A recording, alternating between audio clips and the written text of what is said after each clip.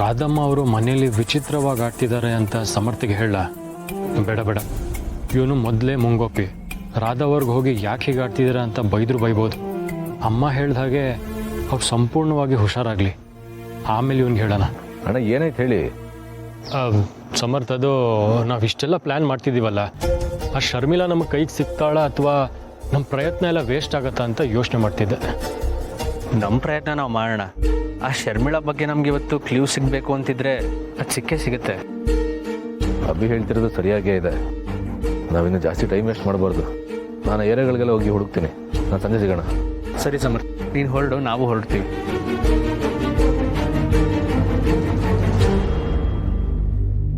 Bro, ನೀನೇನು ಯೋಚನೆ ಮಾಡ್ತಾ ಇದೆ ಅಂತ ನನಗೆ ಗೊತ್ತು. ರಾಧಮ್ಮ ಅವ್ರ ನಡವಳಿಕೆ ಬಗ್ಗೆ ಅಲ್ವಾ? ಹೌದಭಿ, ರಾಧಮ್ಮ ಅವರು ಈಗೀಗ ಹುಷಾರಾಗ್ತಿದ್ದಾರೆ. ಅವ್ರ ಮನಸ್ಸಲ್ಲಿ ಏನೇನೋ ವಿಚಿತ್ರವಾದ ಯೋಚನೆಗಳು ಬರ್ತಿರತ್ತೆ. ಅವ್ರು ಹೀಗೆ ಆಡ್ತಿರೋದು ತಪ್ಪು ಅಂತ ಹೇಳೋಕ್ಕಾಗಲ್ಲ. ಅಮ್ಮ ಹೇಳ್ದ ಹಾಗೆ ಈ ವಿಷಯನ ಸಮರ್ಥದಿಂದ ಸ್ವಲ್ಪ ದಿನ ಮುಚ್ಚಿಡೋಣ. ಹಾಗೆ ಆಗಲಿ ಬ್ರೋ, ನಾನು ಅವ್ನಿಗೇನು ಹೇಳಲ್ಲ. ಈಗ ಮೊದಲು ಶರ್ಮಿಳಾನ ಹುಡ್ಕೋ ಪ್ರಯತ್ನ ಮಾಡೋಣ. ಮಕ್ಕಳು ಮನೆಗೆ ಬರಲಿಲ್ಲ ಅಂದರೆ ಏನಂತೆ? ನಾನಿದ್ದೀನಲ್ವಾ, ನೀನು ನನಗೆ ಡ್ಯಾನ್ಸ್ ಹೇಳ್ಕೊಡು. ನಾನು ಡ್ಯಾನ್ಸ್ ಕಲ್ತಾಗುತ್ತೆ, ನಿನಗೂ ಡ್ಯಾನ್ಸ್ ಹೇಳ್ಕೊಟ್ಟಾಗತ್ತೆ. ಸರಿ. ನನ್ನ ಸೊಸೆ ಒಳ್ಳೆ ಕಲಾವಿದೆ ಅಂತ ನಂಗೆ ಗೊತ್ತು. ಇವತ್ತು ನಾನು ಹಾಡು ಹಾಡ್ತೀನಿ, ನೀನು ಹೆಜ್ಜೆ ಹಾಕಬೇಕು. ಹಾಡು ನಂದು, ಹೆಜ್ಜೆ ನಿಂದು. ರಾಧಮ್ಮ ಹಾಡೋದು ಓಕೆ, ಅಕ್ಕ ಡ್ಯಾನ್ಸ್ ಮಾಡೋದು ಓಕೆ, ಆದರೆ ಇವ್ರ ಸೊಸೆ ಅಂತ ಕರೆದ್ರಲ್ಲ, ಅದ್ಯಾಕೆ?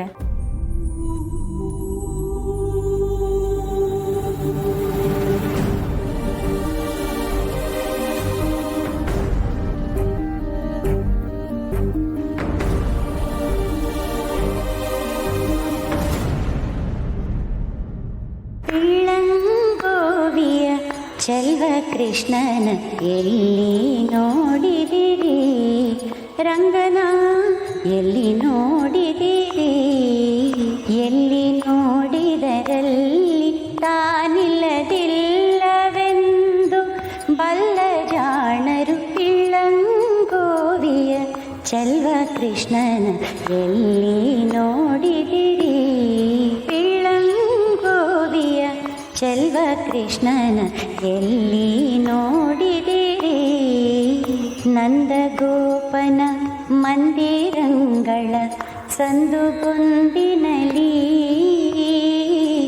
ಚಂದ ಚಂದದ ಗೋಪಾಲರ ವೃಂದ ವೃಂದದಲ್ಲಿ, ಸುಂದರಾಂಗದ ಸುಂದರಿಯರ ಹಿಂದು ಮುಂದಿನಲಿ, ಕೃಷ್ಣನ ಎಲ್ಲಿ ನೋಡಿದಿರಿ.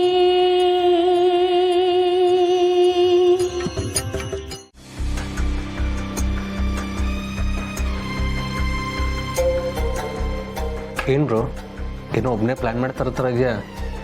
ಅಭಿ, ಸಮರ್ಥ ಈ ಜಾಗಕ್ಕೆ ಒಬ್ಬನೇ ಹೋಗಿದ್ದಾನೆ.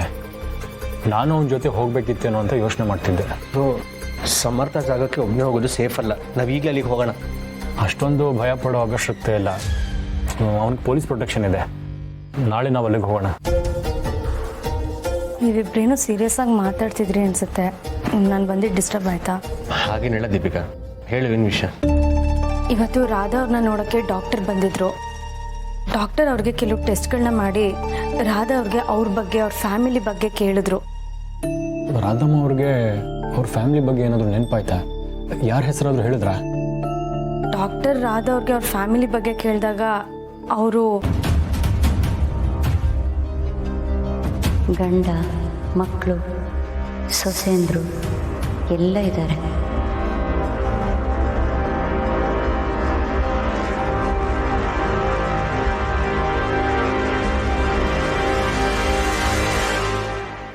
ಏನು ಹೇಳ್ತಿದ್ದೆ ದೀಪಿಕಾ?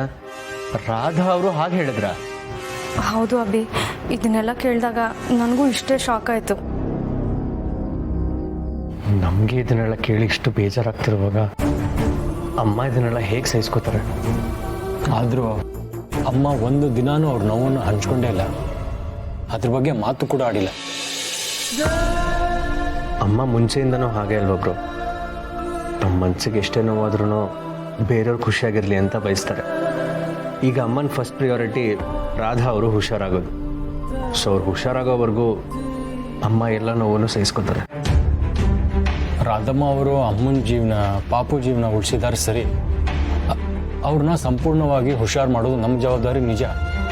ಹಾಗಂತ ಅಮ್ಮನಿಗೆ ಎಷ್ಟೇ ನೋವಾದರೂ ಅದನ್ನು ನೋಡ್ಕೊಂಡು ನಾವು ಸುಮ್ಮನಿರೋಕ್ಕಾಗತ್ತಾ? ನೀವು ಹೇಳೋದೇನೋ ಸರಿನೇ. ಒಂದಿನ 2 ದಿನ ಆದರೆ ಸಹಿಸ್ಕೋಬೋದು. ಆದರೆ ನನಗೆ ಯಾಕೋ ಇದು ಈಗಲೇ ಮುಗಿಯುತ್ತೆ ಅಂತ ಅನ್ನಿಸ್ತಾ ಇಲ್ಲ. ಅಲ್ಲಿವರೆಗೂ ಅಮ್ಮ ಇದೇ ಥರ ನೋವು ಅನುಭವಿಸ್ತಿರ್ಬೇಕಾ? ಇಲ್ಲ ದೀಪಿಕಾ, ಇದಕ್ಕೆ ನಾವೇ ಏನಾದರೂ ಮಾಡಬೇಕು.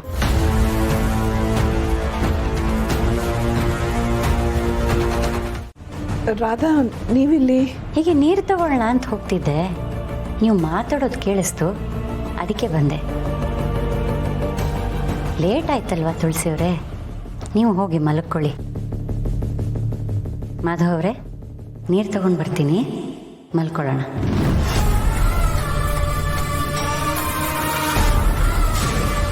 ನೀವು ಏನು ಮಾತಾಡ್ತಾ ಇದ್ದೀರಾ ಅಂತ ನಿಮಗೆ ಗೊತ್ತಾ? ಯಾಕೆ, ನನ್ನಿಂದ ಏನಾದರೂ ತಪ್ಪಾಯ್ತಾ ಮಾಧವ್ ಅವರೇ? ಮತ್ತಿನ್ನೇನು ನೋಡಿ, ನೀವು ಈ ರೀತಿಯೆಲ್ಲ ನಡ್ಕೊಳ್ಳೋದು ನನಗಿಷ್ಟ ಆಗಲ್ಲ. ಮಾಧವ್ರೆ, ಈ ರೀತಿ ಎಲ್ಲ ಮಾತಾಡಬೇಡಿ.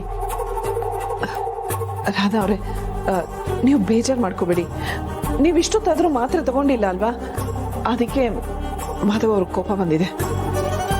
ಓ ಹೌದಾ, ಸಾರಿ ಮಾಧವ್ ಅವರೇ, ನಾನು ಮರ್ತುಬಿಟ್ಟಿದ್ದೆ. ನೀವು ನನ್ನ ಬಗ್ಗೆ ಎಷ್ಟು ಕಾಳಜಿ ಮಾಡ್ತೀರಲ್ವಾ?